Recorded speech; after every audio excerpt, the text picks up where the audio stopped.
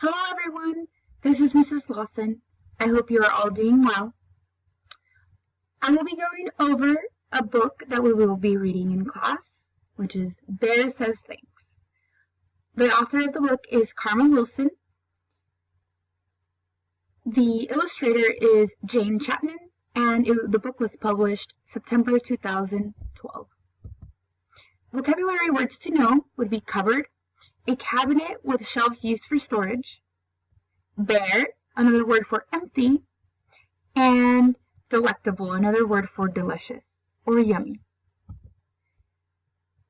Other vocabulary words to know would be hare, which is kind of like a rabbit, but it's a bit larger and its fur changes throughout the year. Tromps, to walk heavily, like stomping your feet. And there's a picture right there of children tromping their feet. Feast, a big meal with a variety of different dishes to choose from. You may also have a feast during Christmas or Thanksgiving, big events like that. Plot summary.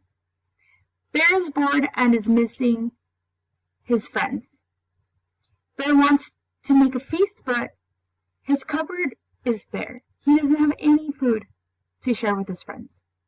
Bear's friends then stop by and with different kinds of foods to eat. Key details and main characteristics.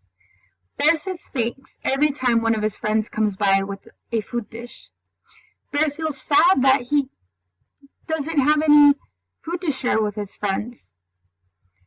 Bear's friends tell him he can share his stories with them instead. Main characters would be bear, mouse, hare, badger, gopher, mole, raven, owl, and wren. Things to think about.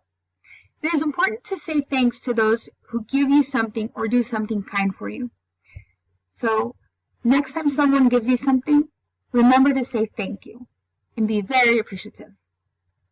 Well, that is all. I can't wait to read this book in class with you guys. I will see you soon.